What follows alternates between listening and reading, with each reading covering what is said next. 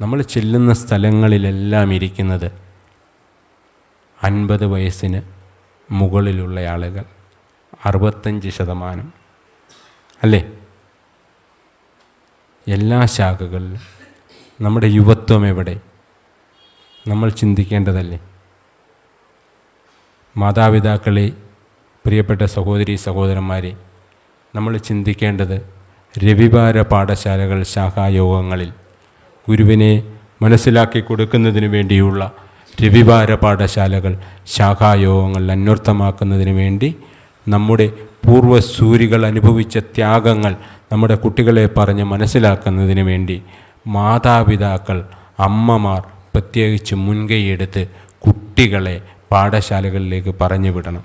ശാഖായോഗങ്ങൾ, പഠന ക്ലാസ്സുകൾ നടത്തുന്നത് ലളിതമായിട്ടായിക്കൊള്ളട്ടെ, അതിവിശാലമായ വിഷയങ്ങളായിക്കൊള്ളട്ടെ, ഒരേ പള്ളിയിൽ ഒരേ അച്ഛൻ, ഒരേ പ്രാർത്ഥനാ പുസ്തകം, ഒരേ പല ആവർത്തി ഇവിടെ ആ പള്ളികളിൽ പറഞ്ഞുകൊണ്ടിരിക്കുകയാണ്. സ്വർഗസ്ഥനായ ഞങ്ങളുടെ പിതാവേ എന്ന് തുടങ്ങിക്കഴിഞ്ഞാൽ ഇപ്പോൾ ഇരിക്കുന്നവരെന്ത് പറയും?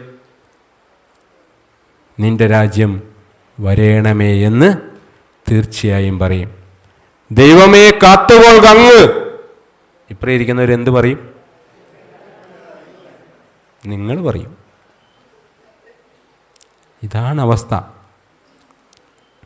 അത് തുടക്കം കൊടുത്താൽ ഒടുക്കം വരെ ചെന്നെത്തിക്കുവാനായിട്ടുള്ള ക്രമീകരണങ്ങൾ നമുക്കുണ്ടാവണം. അതുണ്ടാവണമെങ്കിൽ നമ്മുടെ അടുത്ത തലമുറയിലേക്ക് ഗുരുദേവ ദർശനം അവിടെ പ്രാവർത്തികമാകണം, അനുഭവയോഗ്യമാകണം. അതിന് അത്യന്താപേക്ഷിതമായിട്ടുള്ള വസ്തുതയാണ് ഗുരുവിൻ്റെ അവതാര ചരിത്രത്തെ. പെരുത്ത നൂറ്റാണ്ടിൽ ഇടയ്ക്കൊരിക്കലി മരുപ്പറമ്പാമുലകത്തിൽ ഈശ്വരൻ ഒരൊറ്റ വൃക്ഷത്തെ നടന്നു പതിതരാം പാന്തർക്ക് തണൽമുറ്റമേകുവാൻ.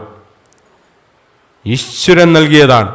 ഈശ്വരൻ നൽകിയ ഈശ്വര സ്വരൂപനാണ് ശ്രീനാരായണ ഗുരുദേവ തൃപാദങ്ങൾ. നമ്മൾ തിരിച്ചറിയുന്നില്ല. നമ്മുടെ ഇപ്പോൾ നിങ്ങളോട് ഇത്രയും നേരം സംവദിച്ചു കൊണ്ടിരുന്നയാളാണ്, വർത്തമാനം പറഞ്ഞുകൊണ്ടിരുന്നയാളാണ്. വലിയ പണ്ഡിത ഭാഷയിലൊന്നുമല്ല ഞാൻ നിങ്ങളോട് വർത്തമാനം പറഞ്ഞു. എനിക്ക് എന്തെങ്കിലും കുഴപ്പമുണ്ടോ? നിങ്ങളുടെ നോട്ടത്തിൽ മൊത്തത്തിലൊന്ന് നോക്കുമ്പോൾ മണിച്ചിത്രത്താഴ് സിനിമയ്ക്കകത്ത് പപ്പു ചോദിക്കുന്ന പോലെയാണ്, എന്തെങ്കിലും കുഴപ്പമുണ്ടോ?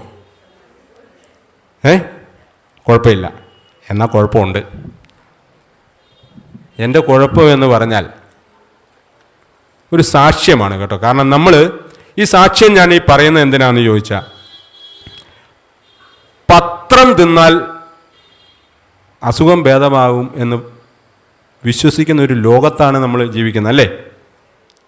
ചൊവ്വാഴ്ച, തിങ്കളാഴ്ച, ബുധനാഴ്ച എല്ലാ ദിവസങ്ങളിലും ഇന്നടത്ത് പോയാൽ, അല്ലെങ്കിൽ ഓരോ ദിവസവും ഓരോ സ്ഥലത്ത് പോയാൽ കാര്യങ്ങളുണ്ടാകും, സൗഖ്യമുണ്ടാകും എന്ന് വിശ്വസിക്കുന്ന ആളുകളാണ് നമ്മളെല്ലാവരും. ആ ഒരു ലോകത്താണ് നമ്മൾ ജീവിക്കുന്നത്.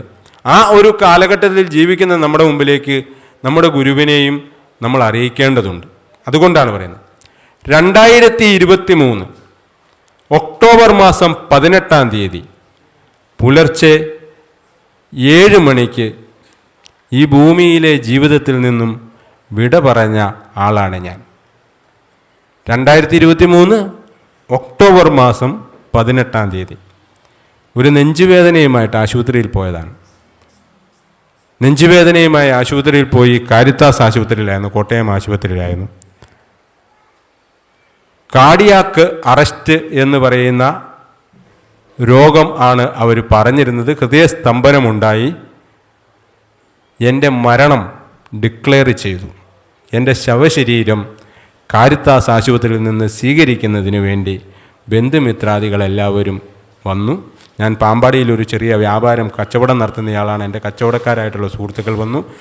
ഹോസ്പിറ്റലിൽ ഇങ്ങനെ വന്നു. എനിക്കിങ്ങനെ ആൻജിയോഗ്രാം ചെയ്യണമെന്ന് പറഞ്ഞു.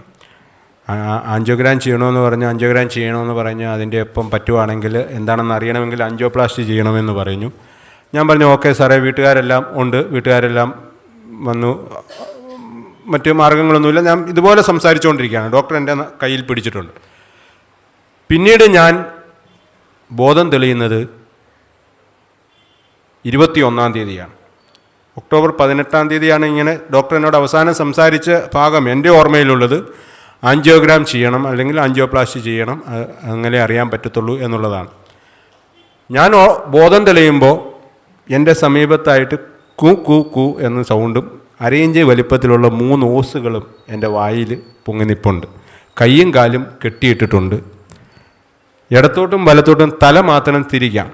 എനിക്ക് ബോധം വീണ് എന്ന് എനിക്കറിയാം, മറ്റവർക്ക് ആർക്കെങ്കിലും അറിയാൻ പറ്റുന്നുണ്ടോ എന്ന് എനിക്കറിയില്ല.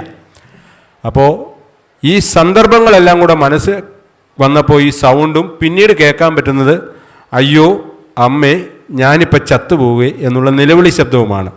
ഇതും എൻ്റെ ചെവിയിൽ കേൾക്കാം. സാഹചര്യം മനസ്സിലായപ്പോൾ എനിക്ക് മനസ്സിലായി ഞാൻ വെന്റിലേറ്ററിലാണ്. ഞാൻ വെന്റിലേറ്ററിൽ കിടക്കുകയാണ്. ഡോക്ടർ വരുന്നുണ്ട്, നഴ്സുമാർ വരുന്നുണ്ട്.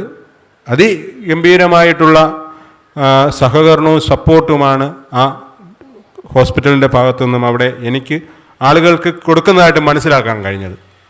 അപ്പോൾ ഇതെല്ലാം കഴിഞ്ഞു. 3 ദിവസങ്ങൾ കഴിഞ്ഞു കഴിഞ്ഞപ്പോൾ എൻ്റെ വെന്റിലേറ്റർ നീക്കം ചെയ്തു. ഞാനപ്പോൾ ഇടയ്ക്കിങ്ങനെ കൈകൊണ്ട് എന്തെങ്കിലും കാണിക്കും, ഒരു നേഴ്സ് കൊണ്ടുവന്ന് ലെറ്റർ പാഡൊക്കെ തരും, എന്തെങ്കിലും കാണിക്കും. എഴുതി കാണിക്കുമ്പോൾ അക്ഷരമൊന്നും ഒക്കത്തില്ല. അപ്പോൾ എന്താണെന്ന് അവർക്കും മനസ്സിലാക്കത്തില്ല. എനിക്ക് വെന്റിലേറ്ററിൽ വായിൽ ഈ പൈപ്പ് ഇരിക്കുന്നതുകൊണ്ട് ഞാൻ എന്താണ് എഴുതിയതെന്ന് അവരോടും പറയാൻ പറ്റില്ല. അങ്ങനെ ഇതെല്ലാം കഴിഞ്ഞ് വെന്റിലേറ്ററൊക്കെ റിമൂവ് ചെയ്തു. വെന്റിലേറ്ററൊക്കെ റിമൂവ് ചെയ്തതിന് ശേഷം ദീപക് ഡേവിഡ്സൺ എന്നാണ് ആ ഡോക്ടറുടെ പേര്. കാരിത്താസ് ഹോസ്പിറ്റലിൽ ഇപ്പോഴും ചീഫ് കാർഡിയോളജിക് വിഭാഗം തലവനായിട്ടുള്ള ഡോക്ടറാണ് ദീപക് ഡേവിഡ്സൺ. ഒട്ടനവധി അന്താരാഷ്ട്ര പുരസ്കാരങ്ങൾ നേടിയിട്ടുള്ള ഡോക്ടറാണ്. ആ ഡോക്ടർ എൻ്റെ അടുത്ത് വന്നു. എൻ്റെ തലയിൽ നെറ്റിയിൽ ഇങ്ങനെ കൈവച്ച് ഇങ്ങനെ തലോടുകയാണ്. തലോടിക്കൊണ്ട് എന്താണ് തോന്നുന്നത് എന്ന് പറഞ്ഞു. ഞാൻ പറഞ്ഞു എന്താണ് ഡോക്ടറെ, എനിക്കൊന്നും അറിയത്തില്ല, മനസ്സിലാകുന്നില്ല എന്ന് പറഞ്ഞു. എനിക്കൊരു കാര്യം പറയാനുണ്ട് എന്ന് പറഞ്ഞു. ആയിക്കൊള്ളട്ടെ എന്ന് പറഞ്ഞു. ആയിക്കൊള്ളട്ടെ എന്ന് പറഞ്ഞു കഴിഞ്ഞപ്പോൾ ആ ഡോക്ടറോട് ഞാൻ പറഞ്ഞു, ഡോക്ടറെ ഞാനൊരു സ്വപ്നത്തിൽ കണ്ടു, ഞാനൊരു സ്വപ്നം അനുഭവിച്ചു, അല്ലെ കണ്ടു. ഞാൻ കണ്ടത്, ഞാൻ ഇങ്ങനെ നടന്നു പോകുന്ന വഴിക്ക് ഒരു ഇരുട്ടിൻ്റെ ഒരു അഗാധമായ കുഴിയിലേക്ക് ഞാൻ വീഴുകയാണ്. ആ അഗാധമായ കുഴിയിലേക്ക് ഞാൻ വീഴുമ്പോൾ ഞാനിങ്ങനെ നിലയില്ലാ കയത്തിൽ പോകുന്നത് പോലെ താഴേക്ക് പോവുകയാണ്. താഴേക്ക് പോകുമ്പോൾ ഒരു വെളുത്ത വസ്ത്രത്തിൽ നിന്നും ഒരു കരം വന്ന് എൻ്റെ കയ്യിൽ കയറി പിടിച്ചുകൊണ്ട് ഉയർത്തിക്കൊണ്ടിരിക്കുകയാണ്. ഉയർത്തി കുറച്ച് സമയം കഴിഞ്ഞപ്പോൾ ഞാനൊരു വെള്ള വെട്ടം കണ്ടു ഡോക്ടറെ എന്ന് പറഞ്ഞു. പ്രിയപ്പെട്ടവരെ, ആ ഡോക്ടർ കണ്ണുകൾ നിറഞ്ഞുകൊണ്ട് എൻ്റെ നെറുകന്തലയിൽ കൈവച്ചുകൊണ്ട് പറഞ്ഞത് നിങ്ങളുടെ ഗുരുദേവനാണ് വന്നതെന്നാണ്. നിങ്ങളുടെ ഗുരുദേവനാണ് വന്നതെന്നാണ്. ഇന്നും ഡോക്ടർ അവിടെയുണ്ട്. നല്ലത് ചെയ്യുമ്പോൾ ചിന്തിക്കുമ്പോൾ, ഭാവാർദ്രമാം വല്ലതും ഭാഷാ സായുജ്യത്തിൽ ഉജ്ജ്വലിക്കുമ്പോൾ എൻ കൺമുന്നിൽ കാണാറുണ്ട് ഞാൻ ധർമ്മത്തിൻ്റെ ചെങ്കോലേന്തിയ ആ 2ാം സുഗതൻ്റെ ആ തൃക്കൈ. ഞാൻ പറഞ്ഞതല്ല. ജ്ഞാനപീഠ പുരസ്കാരം നേടിയതിനു ശേഷം ആലുവ അദ്വൈതാശ്രമത്തിൽ ഗുരുവിനാൽ കൽക്കണ്ടവും മുന്തിരിങ്ങായും സ്വീകരിച്ച മഹാകവി ജി ശങ്കരക്കുറുപ്പ് ഗുരുവിനെക്കുറിച്ച് വാഴ്ത്തിയതാണ്. നല്ലത് ചെയ്യുമ്പോൾ ചിന്തിക്കുമ്പോൾ, ഭാവാർദ്രമാം വല്ലതും ഭാഷാ സായുജ്യത്തിൽ ഉജ്ജ്വലിക്കുമ്പോൾ എൻ കൺമുന്നിൽ കാണാറുണ്ട് ഞാൻ ധർമ്മത്തിൻ്റെ ചെങ്കോലേന്തിയ ആ 2ാം സുഗതൻ്റെ തൃക്കൈ. ബൈപ്പാസ് ചെയ്യാൻ മേലാതെ 4 സ്റ്റെൻറ്റുകൾ ഉള്ളിലിട്ടുകൊണ്ട് ഓർമ്മകൾ മുഴുവൻ നഷ്ടപ്പെടുമെന്ന് വൈദ്യശാസ്ത്രം 2023 ഒക്ടോബർ 19 വിധി എഴുതിയ രാജീവാണ് ഇപ്പോൾ ഈ 1.5 മണിക്കൂർ നിങ്ങളുടെ മുമ്പിൽ ഗുരുദേവ അനുഗ്രഹത്താൽ ഇവിടെ ജീവനോടെ നിന്ന് സംസാരിക്കുന്നത് എന്നുള്ളത് മാത്രം ഒരു സാക്ഷ്യമായി മഹാഗുരുവിനെ വിശ്വസിക്കുവാൻ, പരബ്രഹ്മ സ്വരൂപനായിട്ടുള്ള മഹാഗുരുവിനെ വിശ്വസിച്ചു കഴിഞ്ഞാൽ നിലച്ചുപോയ ഹൃദയത്തിന് തുടിപ്പുണ്ടാക്കുവാൻ സാധ്യമായിട്ടുള്ള മഹായോഗീശ്വരനാണ് ശ്രീ നാരായണ ഗുരുദേവ തൃപ്പാദങ്ങൾ എന്നുള്ള ഉത്തമ ബോധ്യത്തോടുകൂടി നിങ്ങൾക്ക് പ്രാർത്ഥനയിൽ ഏർപ്പെടാം എന്ന് മാത്രം അതിൻ്റെ സാക്ഷിയായി നിന്നുകൊണ്ട്, നിങ്ങൾക്ക് സാക്ഷ്യപത്രമായി നിന്നുകൊണ്ട് നിങ്ങളുടെ മുമ്പിലേക്ക് അത് പകർന്നു തരികയാണ്.